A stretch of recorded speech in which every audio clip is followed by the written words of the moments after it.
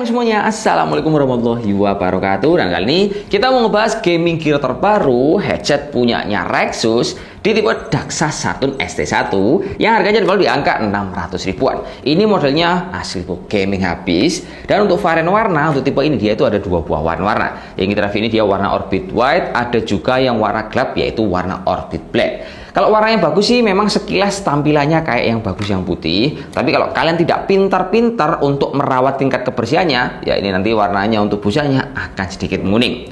Oke, lanjut kita akan ngebahas untuk desainnya dulu. Ini desain kalau kita lihat memang sangat gaming sekali bro ya. Ini cukup gede karena headset ini kalau kita lihat dia memang menggunakan spesifikasi driver audionya di angka 50 mm. Jadi kalau headset ini kita pakai, dia itu memang terasa kayak gede banget. Ini terus juga bobotnya menurut saya lumayan berat kalau dibandingkan sama rata-rata headset yang enak untuk dibawa bepergian.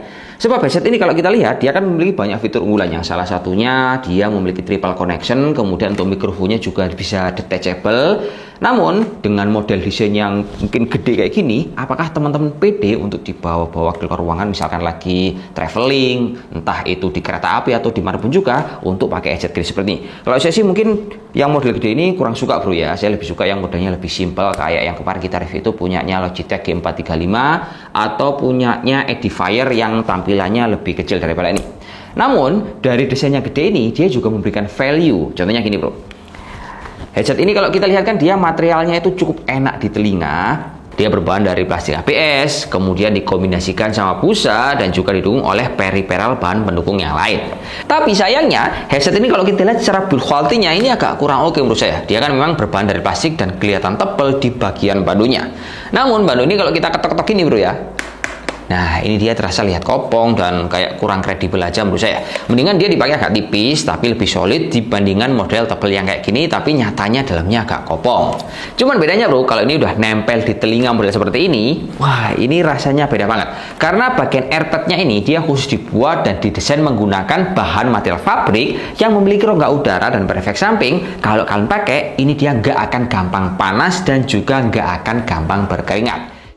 Terus ini produk kalau kita beli kita akan mendapatkan berbagai peripheral pendukung. Contohnya kita dapat pouch, kita dapat mic yang detachable bisa dilepas, kita juga bisa dapat jack 3.5 serta dapat charger colokan tipe C atau USB A dan juga dongle yang cukup istimewa yang bisa connect di semua peripheral yang lain. Misalkan teman-teman mau menggunakan headphone ini untuk dicolok ke tablet ataupun perangkat MacBook kalian, ini tinggal colokin aja dan delaynya itu akan terasa minim sekali menggunakan konektor dongle ini yang memiliki frekuensi di angka 2,4 GHz. Dan dongle ini dia masih dikasih lagi bro sebuah converter ke tipe C yang bisa kalian colok ke berbagai colokan tipe entah di PC ataupun di peripheral yang lain. Ini cukup nyaman karena memang fitur utama dari headset ini dia memiliki triple connection yang artinya dia bisa connect via kabel dengan jack 3.5. Kalian juga bisa connect melalui dongle wireless dan juga teman-teman bisa connect lewat via Bluetooth. Ini enak sekali. Nah, ini adalah hasil perekaman suara menggunakan headset Daxa Saturn ST1. Teman-teman bisa lihat ya bro ya, untuk kualitas suaranya ini udah cukup lumayan proper untuk bisa kita gunakan di berbagai kebutuhan gaming karena ini cukup jelas dan juga clear. Kemudian kalau teman-teman menggunakan headphone ini untuk kebutuhan komunikasi, misalkan untuk meeting online, Zoom ataupun yang lain, ini menurut saya cukup clear. Tapi perlu dicatat bro ya bahwa produk ini kan sebenarnya memiliki dual mikrofon. Yang misalkan teman-teman mau mencopot mikrofon yang bisa detachable ini dan kalian menggunakan mikrofon bawaan, itu suaranya agak mendem banget. Mendingan kita gunakan mikrofon yang detachable seperti ini karena untuk kepekaannya itu lebih bagus dibandingkan bawaan yang ada di sini. Nah selanjutnya headset ini kalau kita lihat kan tampilnya udah cukup gaming sekali. Kemudian kalau di bagian tengah ini kita lihat ada semacam stripping yang memang bisa kita nyalakan dan aksi RGB-nya bisa kita sesuaikan lewat tombol power di bagian bawah. Jadi kalau saya bisa bilang untuk headset ini cukup universal karena bisa dimati untuk para pencinta RGB maupun non RGB sebab dia memiliki control setting yang bisa kita matikan ataupun nyalakan di bagian tombol power bawah sini. Kemudian kalau kita gunakan headset ini masih memiliki kapasitas baterai yang saya wajar dan juga lumayan.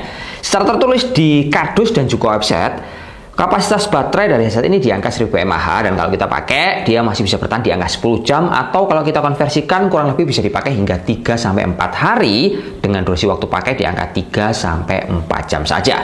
Jadi untuk daya tahan baterainya misalkan kita buat untuk traveling, ini cukup lumayan untuk bisa menemani hari-hari kalian di perjalanan nantinya. Tapi yang menurut saya nggak enak adalah ketika kita ingin melihat kapasitas baterainya, kita harus wajib untuk mengkoneksikan untuk perangkat Bluetooth di headphone ini dengan perangkat Android kalian supaya untuk melihat indikator bar baterainya.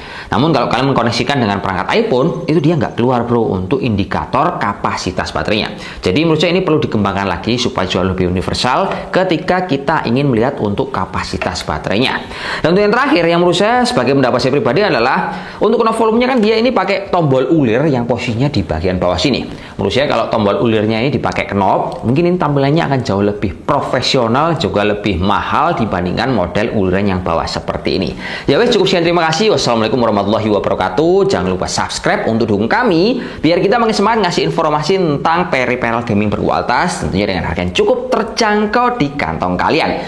Sampai jumpa lagi bersama kami tim Karisma Kencana, dan wassalamualaikum warahmatullahi wabarakatuh dan salam jos. Oke, semoga bermanfaat kawan. Mantap.